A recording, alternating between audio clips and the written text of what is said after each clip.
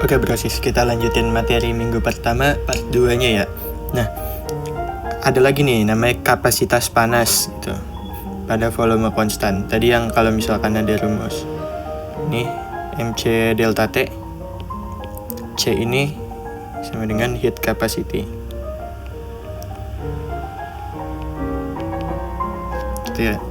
Nah, kapasitas panas itu apa sih? Dia itu adalah jumlah energi thermal yang diperlukan untuk mengubah temperatur material gitu. Nah, buat sistem tertutup pada volume konstan yang nggak ada kerja mekaniknya, balance energinya tuh kayak gini. Delta Q sama dengan turunan energi dalam sama dengan MC delta T gitu ya. Nah, si CV nih, pada V itu berarti volume konstan, itu sama dengan dou per dou T gitu. Nah, ini ada V-nya untuk menandakan dia dalam volume konstan. Lanjut, kapasitas panas pada tekanan konstan. Nah, kalau suatu material dipanaskan pada tekanan konstan, maka material tersebut biasanya akan mengembang gitu. Dari kecil jadi gede gitulah ya. Yang mengembang gitu. Nah, energi panas yang diberikan itu nggak cuma menaikkan energi dalam material, tapi juga digunakan untuk melakukan kerja ekspansi melawan tekanan luar yang tetap. Makanya rumusnya bakal kayak gini. Rumus awalnya delta Q dikurangin turunan P dan V sama dengan DU. Nah, ini dia turunin, di atur-atur lah jadi kayak gitu sampai akhirnya dapat U tambah PV itu sama dengan entalpi ya tadi.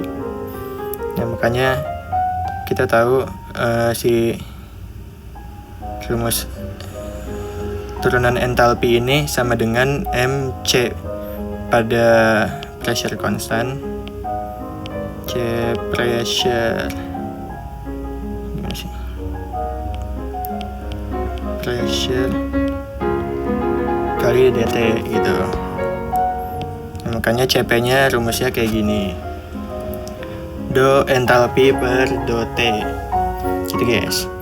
Nah, lanjut, ada namanya ini special case, namanya aliran adiabatik yang melalui katup gitu, atau bisa disebut ekspansi Joule-Thomson.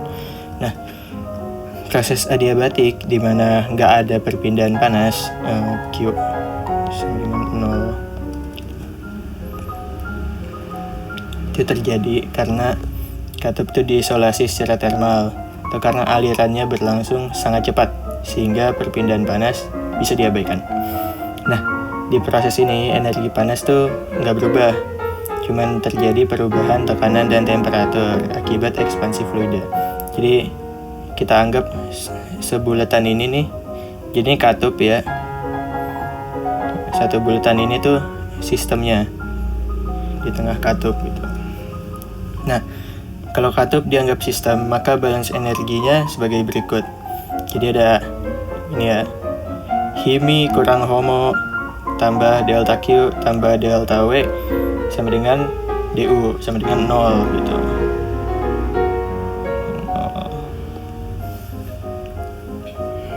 Jadi energi yang masuk sama dengan energi yang keluar gitu ya.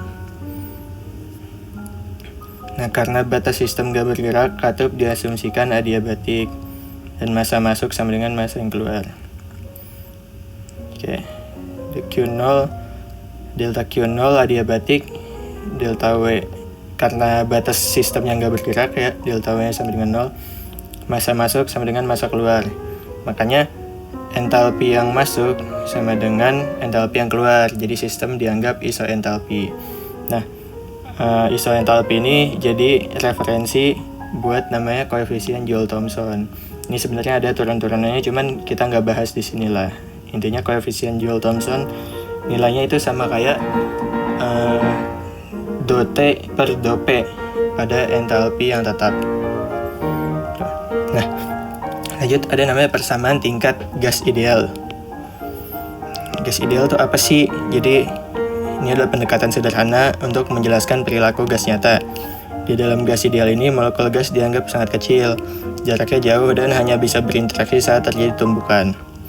Kondisi ini biasanya tercapai pada tekanan rendah dan temperatur tinggi, sehingga sifat gas nyata bisa didekati dengan baik gitu.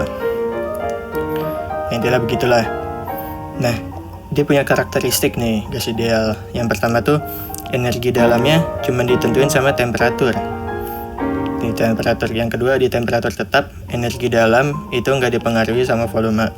Yang ketiga, di temperatur tetap, entalpi ini nggak dipengaruhi sama tekanan. Yang terakhir, gas ideal tuh nggak bisa berubah jadi cair atau padat. Jadi yaudah gas aja gitu, namanya gas ideal. Nah, ada persamaan yang udah sering kita lihat dari kimia SMA juga, namanya PV-NRT. Nah, intinya di sini energi dalam tuh tidak dipengaruhi sama volume jika temperaturnya dijaga konstan. Makanya ada turunan rumus yang kayak gini. Turunan energi dalam terhadap volume pada temperatur konstan itu sama dengan 0 gitu. Sama kayak entalpi gitu, yang tadi ada di karakteristiknya. Kalau temperaturnya dijaga konstan, tekanannya tuh nggak kepengaruhi. Entalpinya tuh tidak akan dipengaruhi sama tekanan gitu. Makanya turunan entalpi terhadap P pada temperatur konstan itu sama dengan 0. Nah, dari sini kita tahu kalau misalkan kita masukin ke rumus koefisien Joule-Thomson, kita akan tahu kalau koefisien Joule-Thomson untuk gas ideal tuh nilainya sama dengan 0 gitu. Gitu pokoknya guys. Nah, buat gas ideal ada rumus CP nih, berarti kapasitas panas yang tadi kita bahas. Kapasitas panas pada pressure konstan dikurang kapasitas panas pada volume konstan, itu nilainya sama dengan R. Nah, untuk gas ideal monoatom, CV sama dengan 3/2R, CP sama dengan 5/2R. Kalau gas ideal diatom, CV sama dengan 5/2R, CP-nya sama dengan 7/2R gitu guys. Ini FYI aja guys.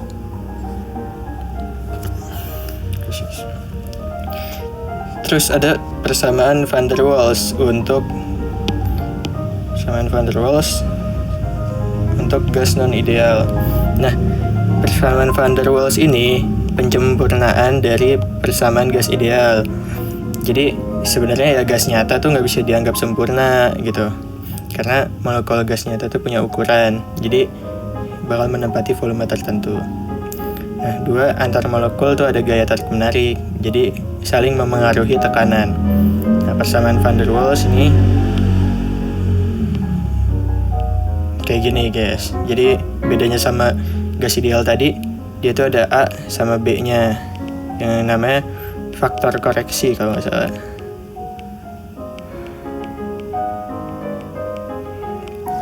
Ini bisa dibaca-baca lagi. Nah, di gas asli itu ada namanya critical point atau kondisi di mana perbedaan antara fase cair dan gas itu hilang. Jadi zat tuh berada dalam keadaan superkritis, critical point. Nah, kondisi ini ya tadi karena perbedaan antara fase cair dan gasnya hilang, sifat gas cair dan gasnya udah nggak bisa dibedain lagi. Nah, ada dua sifat yang memenuhi critical point itu saat ini nih, kalau rumus ini diturunin pressure diturunin terhadap V dalam temperatur konstan, itu turunan pertama hasilnya 0 dan turunan keduanya hasilnya 0 juga gitu guys. Kalau dua-duanya 0 ya berarti dia nih, lihat yang di sini kanan critical point, dia udah nggak bisa kemana-mana lagi nih, di sini aja dia nggak jadi garis ataupun titik ataupun gradien gitu, dia jadi titik aja, poin. Nah, persamaan van der Waals ditambah critical point itu sama dengan kompresibilitas,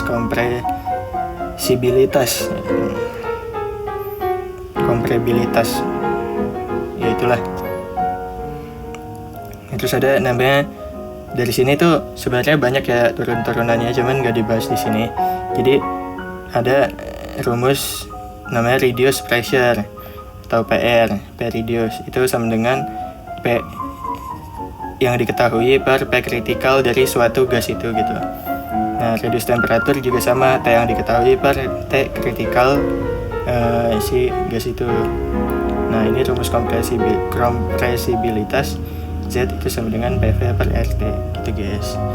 Kira-kira itu aja materi week 1 yang dibahas di kurikulum sekarang gitu ya. Kalau ada yang kurang bisa chat aja di komen gitu. Makasih bro.